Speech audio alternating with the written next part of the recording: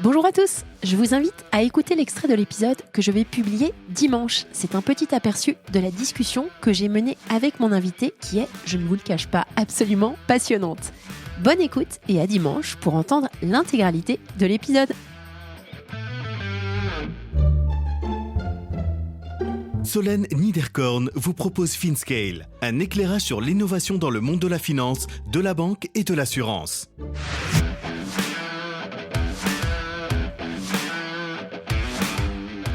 Connaître son client sans y passer des heures. Yann Rancher, entrepreneur et VC, vient nous parler d'Endorse.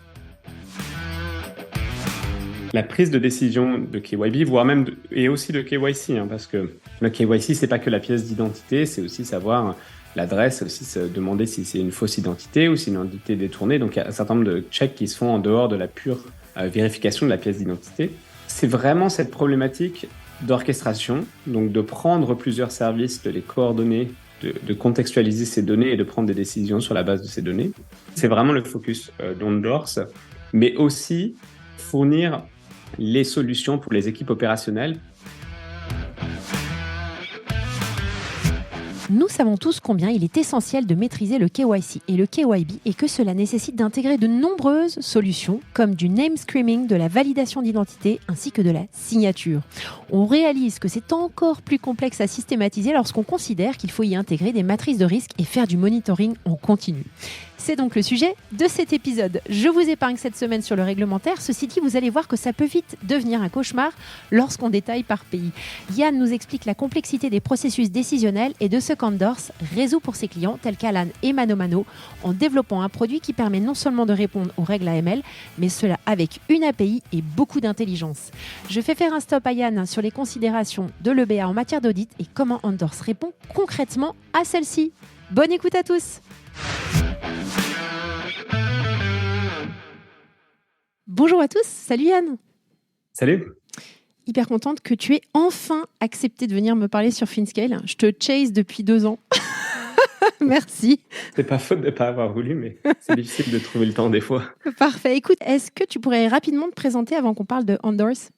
Oui, bien sûr. Donc Yann, donc moi je suis aujourd'hui, je m'occupe de la partie business chez Endorse et je suis aussi venture partner chez Antemis, qui est un fonds de fintech où j'ai passé les 11 années précédentes.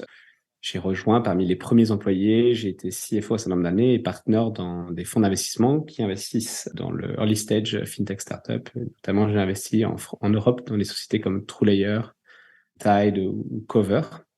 Et avant cela, j'étais dans le monde de la banque et de l'assurance, dans le conseil en management et en stratégie en Europe et aux États-Unis. Et tu es aussi blogueur. Et je suis aussi blogueur d'il y a très longtemps. Ouais. J'ai créé un premier blog qui s'appelait TechFin, qui malheureusement a disparu avec les renouvellements de noms de domaine et la période de Covid. Mais j'ai écrit sur la fintech depuis 15 ans maintenant. Et je suis dans le milieu de la fintech depuis 15 ans, ce qui fait vieux pour la fintech. Super, un des dinosaures, on va dire. Ouais, si je le prends bien. Si, au sens positif. Alors Yann, comme tu le disais, on va parler de Endorse, qui est ta nouvelle... une de tes nouvelles aventures à ce jour. Et c'est à la croisée de plein de chemins, à la croisée entre le digital, l'identification digitale, la signature, et à la croisée de plein de réglementations, notamment eIDAS, anti-money laundering, etc. Donc j'aurais aimé que tu nous mettes un petit peu de clarté sur ces sujets-là et qu'on prenne peut-être un vrai cas d'usage pour essayer de saisir l'ampleur de ce souci qu'ont un certain nombre de sociétés, des marketplaces, des players aussi dans le secteur financier, pour identifier correctement les différents stakeholders, pas uniquement les clients, mais un certain nombre de personnes et de sociétés dans leurs écosystèmes, et nous expliquer à quel point c'est problématique pour eux, pour adresser correctement ce sujet-là, et notamment d'un point de vue réglementaire.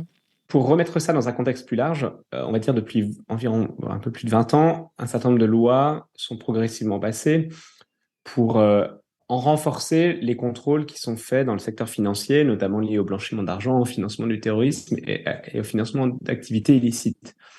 Et ça, c'est un trend où le régulateur donne des exigences de fonctionnement aux sociétés qui sont régulées, et ces exigences de fonctionnement, elles sont en partie liées à l'identification de leurs clients. et l'identification de leurs clients, mais aussi l'identification parfois de ce que font leurs clients, donc où est-ce qu'ils envoient leurs paiements, qu'est-ce qu'ils font avec. Et donc, dans ce cadre-là, il y a un certain nombre de règles de plus en plus détaillées sont mises en place pour dire qu'est-ce que c'est identifier un client, comment on identifie un client, qu'est-ce qui est considéré comme un processus suffisant pour identifier un client, et comment vous mesurez la qualité de ce processus. Donc, c'est l'approche par les risques, comment vous mesurez le risque que vous prenez à interagir avec un certain nombre de clients. Et cette compréhension des clients, c'est à savoir, si on prend l'exemple d'une société, c'est comprendre qui elle est, avec qui elle traite, qui sont ses bénéficiaires et autres. Donc, si on prend un exemple concret, on peut dire, là, par exemple, notamment au UK, un certain nombre de lois ont été changées récemment avec la guerre en Ukraine sur le contrôle des entités rattachées à des personnalités russes listées. Et donc, par ce cadre-là, maintenant, une société doit contrôler si elle onboard un client anglais, par exemple, si jamais elle a un actionnaire qui est russe, qu'est-ce que cet actionnaire russe, qui est le bénéficiaire des activités de la société, est listé sur les listes de sanctions qui ont été éditées par le gouvernement anglais. Donc, pour une société 100% anglaise, il y a quand même une problématique qui s'inscrit dans un contexte plus large de personnes listées, mais ça peut être aussi des personnes qui sont poursuivies ensuite. Donc, il y a un exemple concret, il y a une personnalité anglaise qui a été accusée d'avoir facilité les transferts financiers avec les Russes, qui est maintenant listée par le gouvernement. Et donc, les sociétés où il est bénéficiaire ultime doivent aussi être prises en considération par les sociétés financières qui voudraient leur fournir des services. Vous venez d'entendre un extrait de l'épisode que je vais publier dans quelques jours. Alors ne restez pas trop loin de votre plateforme de podcast pour pouvoir profiter de tout l'enregistrement.